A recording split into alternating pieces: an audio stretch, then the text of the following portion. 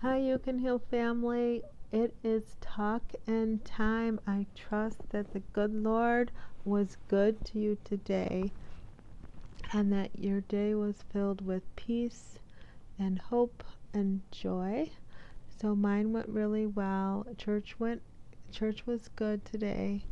My pastor is such a good pastor. I was able to sign this morning, and he was talking about the manifestation of the gifts of the Spirit and mostly about speaking in tongues. And it was really interesting. He's so insightful and he broke everything down so good.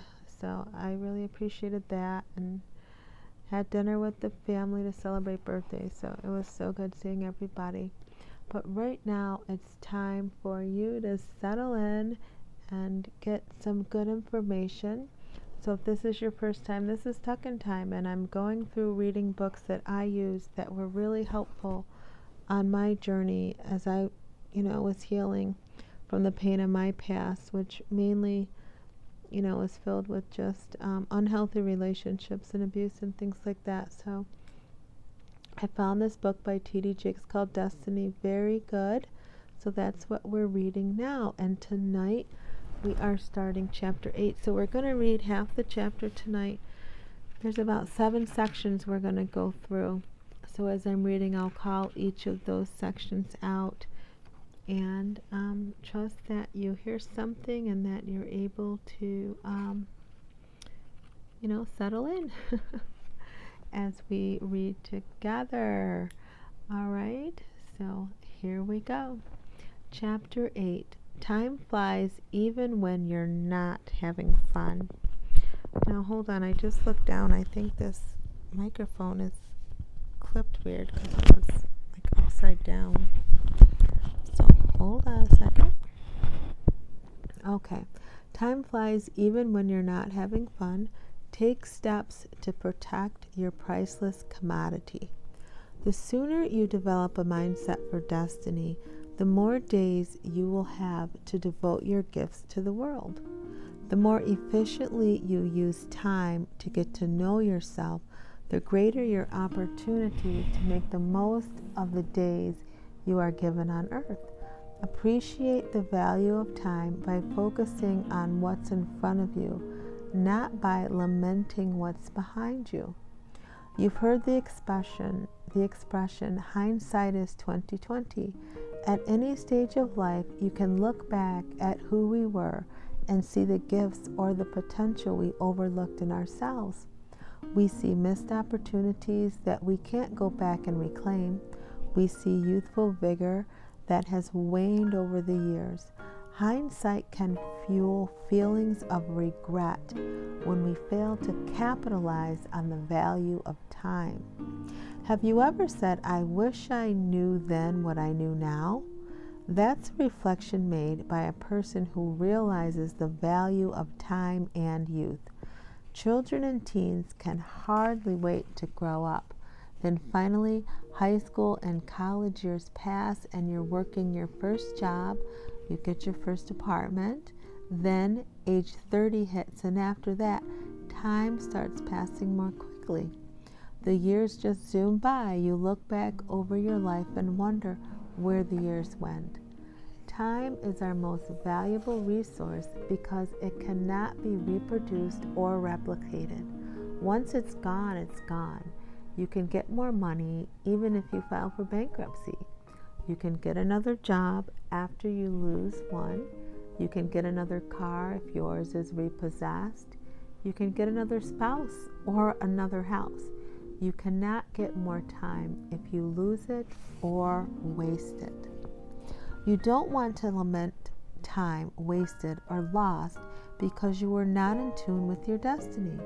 Be careful with the gift of time. Don't regret missed opportunities. Be wise enough to know that right now you are smart enough, attractive enough, and secure enough to walk the trail of destiny. German-born theologian and author Joseph Wittig observed that a biography should begin with the person's death because none of us has control over how we were born, but we all have a great deal to do with the way our lives end. Whatever circumstances we were born into, we can choose how we use our time, make a difference in our lives, and leave our footprint on the annals of time. The next section is every day is a withdrawal from the bank of time. I've never calmly accepted the notion of people stealing from me.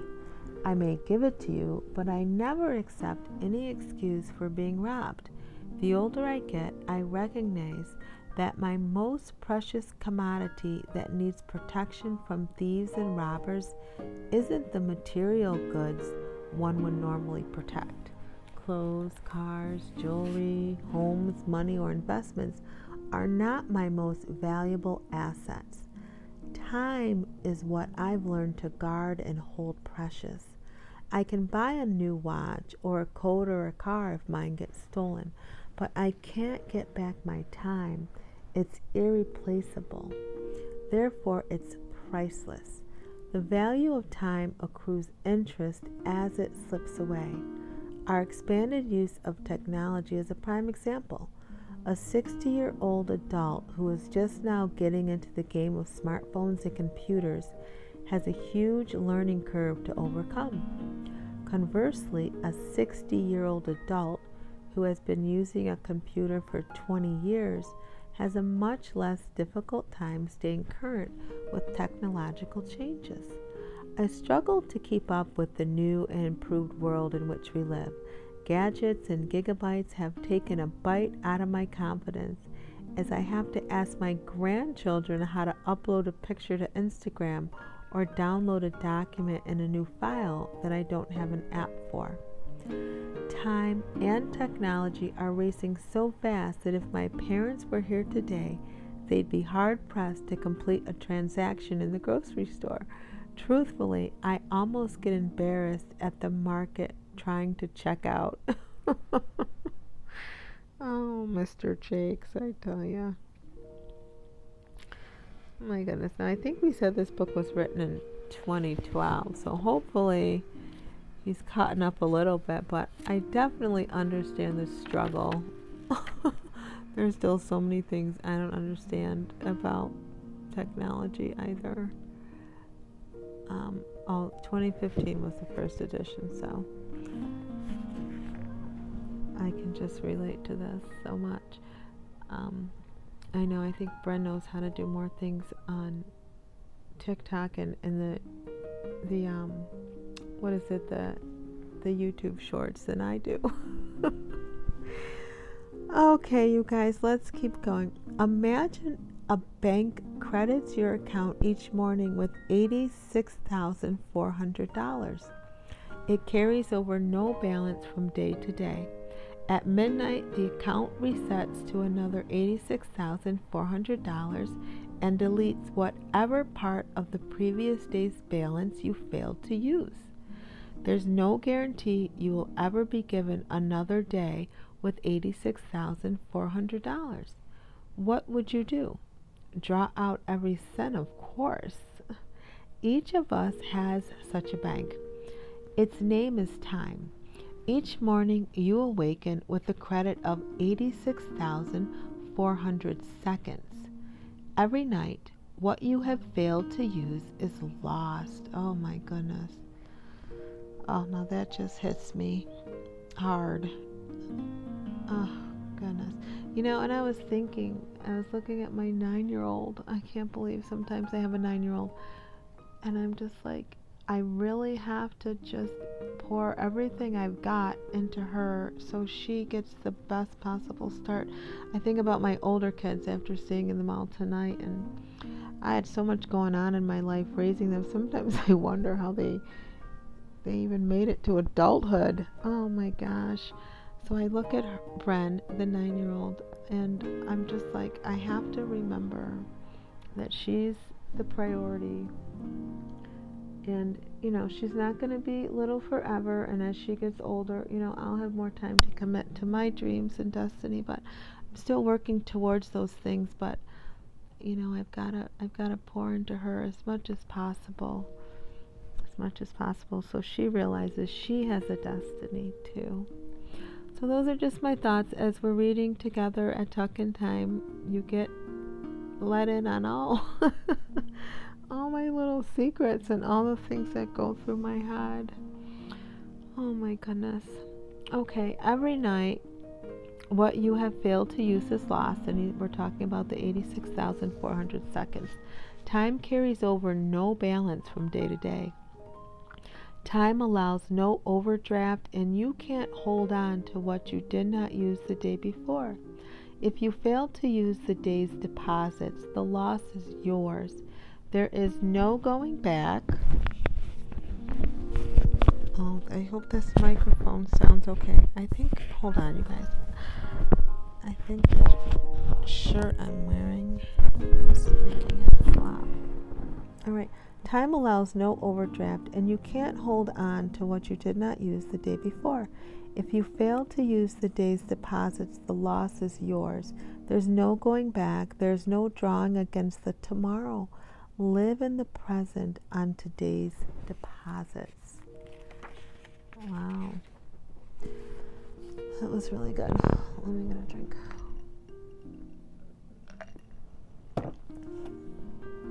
The next section is Time is Priceless. I watched at my mother's bedside as she passed away. As her breath faded, for every 60 seconds that she remained alive, I realized the value of a minute. Her transitioning helped me understand how many precious seconds of my life I had allowed doubt and fear to creep in and rob me blind of moments that I would never regain.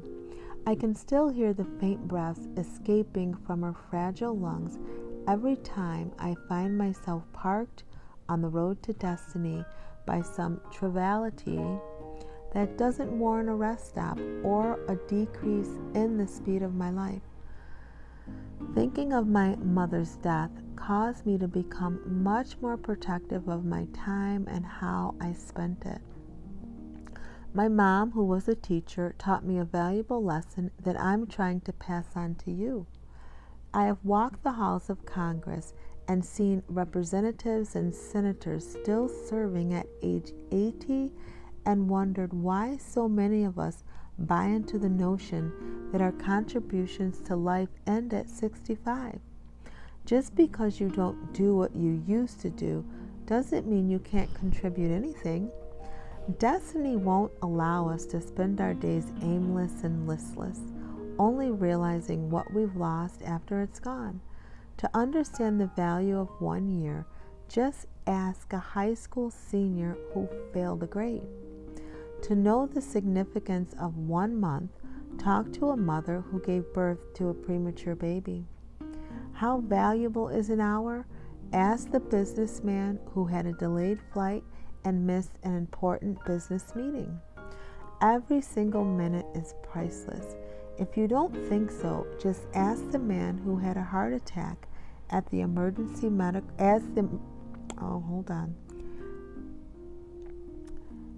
I just lost my place, you guys. I'm sorry.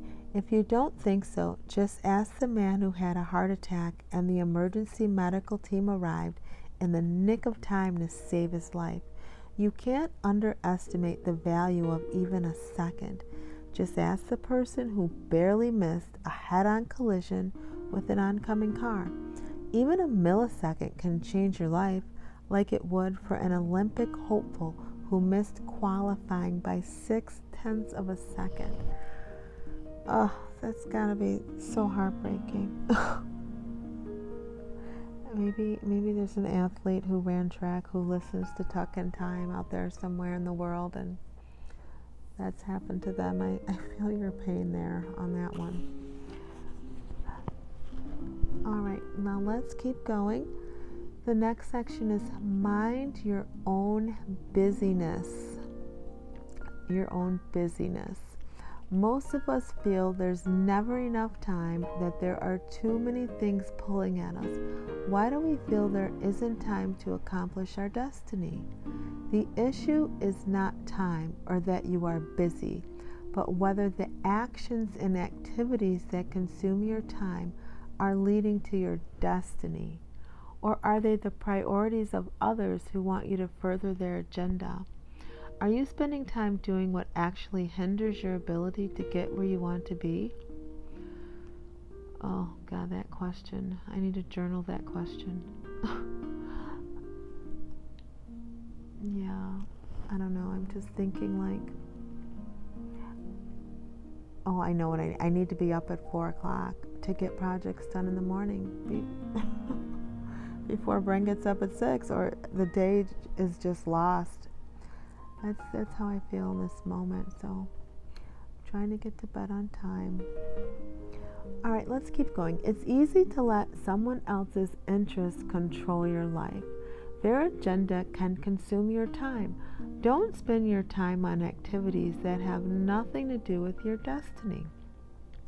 Don't get bogged down in what fulfills everyone else's needs but your own. You don't have time to pursue anybody else's course to destiny. It will take all of your time to stay on your own track.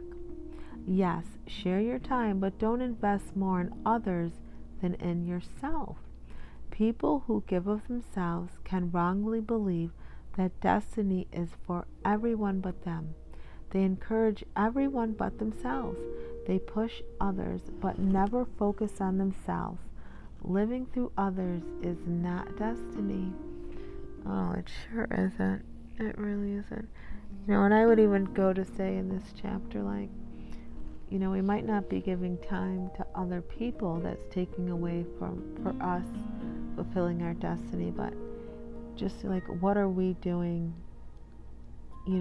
for ourselves that we don't really need to be doing, that we could be using those 30 minutes, really plugging away at a task.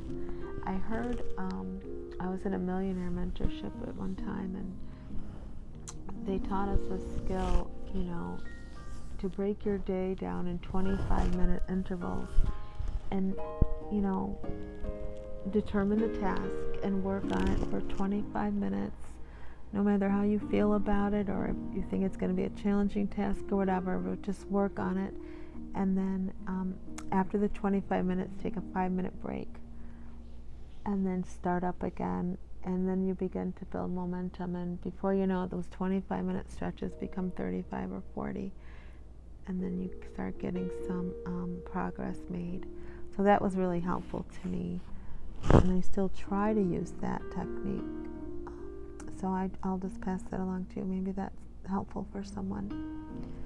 Now, the next section is beware of the fast pursuit of destiny. Oh, sorry, I just yawned. I did, so that's what that pause was. All right, here we go. When we see a speed demon zipping down the road, we move out of the way because we know they crash.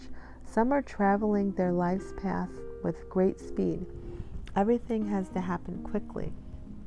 They're going to get where they're going fast. They've got to move ahead of everyone. They don't have time for anything going on around them because they're trying to get someplace right away. You may even envy their quick success. Then somewhere down the road they crash, sometimes from addiction, perhaps from public scandal, and there's no Olivia Pope to save them. Everybody remembers that show, Scandal. My goodness. Sometimes from getting everything they wanted, only to be miserable. Sometimes the challenges and difficulties are what cause us to know the value of what we have accomplished. Our culture values quickness. We want the fastest internet speed for our computer.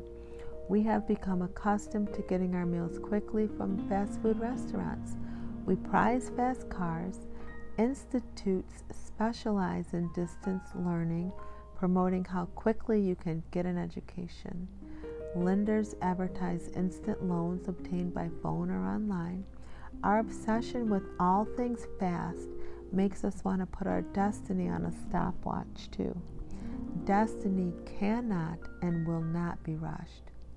Our fast-paced culture can cause us to become frustrated with destiny's process.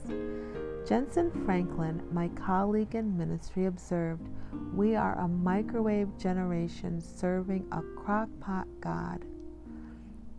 Now, I remember hearing a message preached by Jensen Franklin on TV, and it was right at the time when I had my cancer diagnosis. And this message, when you hear something, it was just for you. Well, this one really was. This message was just for me, and it was the perfect morning I heard it, and I knew. I remember just like recommitting myself to God that I'll never let my faith waver, and I'll believe that I will have life, and this cancer won't take it. But I remember marking that in my Bible. Like, I can just remember that moment so clearly when God touched my heart through that man. So seeing his name here was pretty cool. So if you wanted to know, if you didn't, you got to take it because I just shared it, right? So let's go on. Destiny's pace does not quicken because we are in a hurry. Trust God that there is a reason for delays and seeming setbacks. God is slowly blending ingredients in the crock pot of your life, allowing the flavors to simmer and blend. That slow creative process cannot happen in a microwave oven. A microwave is a convenient appliance, but it was never meant to replace a conventional oven. See, now I'm thinking about Angie in real life, and if you don't know who she is, she has a YouTube channel, and she's been cooking on there her crock pot recipe. So, shout out to Angie, right? But, all her meals, you have to cook in crock pots really slow. I've never really liked crock pot food, but Angie's recipes look really good on there. So, there you have it. All right, some things simply take time. Cakes, pot roasts, and turkeys are best served when they have been prepared slowly with attention to detail and all the ingredients needed. A rush cooking just doesn't produce the best meal. Likewise, a fast-track career can be successful, but there's no cheating time and experience. A person who has a fast ride to success will hit some really hard bumps along the way. The slower journey allows time for maturity and experience to shape you into the person who comfortably fits into your destiny.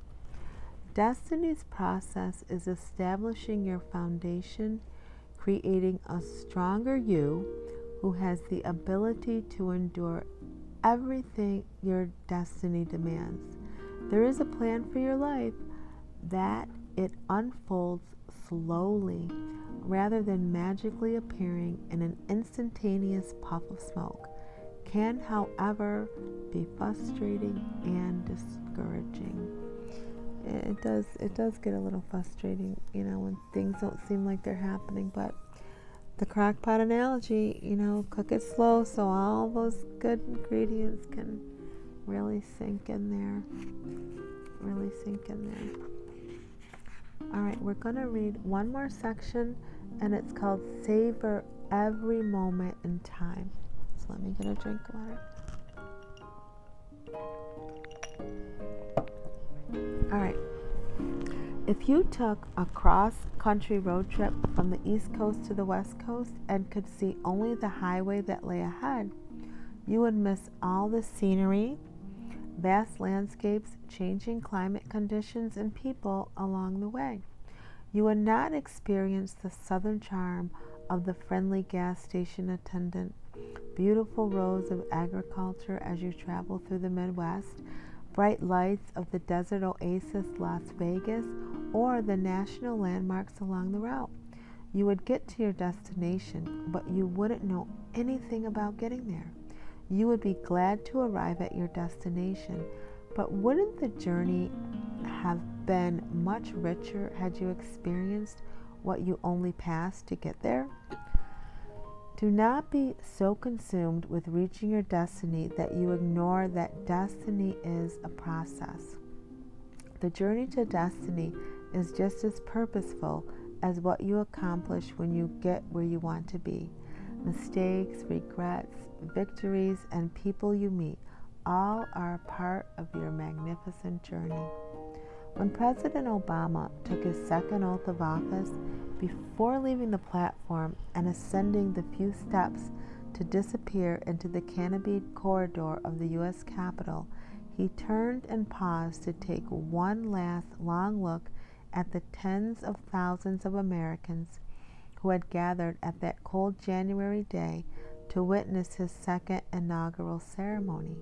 He knew he would never again stand in that spot as President of the United States. It was a moment I'm sure he wanted to savor. We can be so busily engaged in the process of destiny that we forget to take the time to savor special, even ordinary moments. We discover only in hindsight how much more we might have gleaned from those moments if only we had been paying attention. We start to realize what we missed when a strange-looking boy comes to the front door to date the little girl in pigtails who used to cling to her mother's leg. The boy who loved playing with Ninja Turtles is now only interested in getting his allowance and the keys to your car. From your corner office, you see a newly hired employee, a young college graduate, full of idealism and determination to challenge the system, trotting off to lunch with colleagues, and you smile because that was once you. You may hear a song on your favorite oldie station that reminds you of your college days and the carefree times you shared with roommates and classmates. As you prepare for your destiny tomorrow, take the time to savor your journey to destiny, your today. Enjoy the times of your life, even the bumpy moments. Take pleasure in now with all of its challenges. You will not have a perfectly smooth journey to the life you desire. Upsets, setbacks, and outright failures will be sprinkled in with what will inevitably seem like too few success. But savor your life for what it is now. Treasure every moment that you have. Heed the wide words of cartoonist Bill Keane. Yesterday is history. Tomorrow is a mystery. Today is a gift. That's why it's called the present. So that's a nice way to end our tuck-in time for tonight. And you know, it's so true. It's so true. I really need to just savor every bit of the season I'm in and not try to rush my destiny. Just do what I can, little by little, but just enjoy every moment and enjoy the things around me, the people that surround me, you know, the beauty of those walks in the morning I take, just all that, and just enjoy me too, enjoy myself, and I hope the same for you. So that last part really spoke to me. Let's enjoy the journey to our destiny, You Can Heal family, and know that God's working, you know, as Tony Gaskin says, while we're sleeping, you know, He's answering prayers and setting things in place, so we can believe that and know that He's working everything for good. So I hope that you enjoyed this time. I hope if it was your first time listening, you'll come on back and we'll keep growing together and healing together. Always remember that true healing begins with self-love. Why? Because God is love and He lives on the inside of you. We'll talk soon. Bye.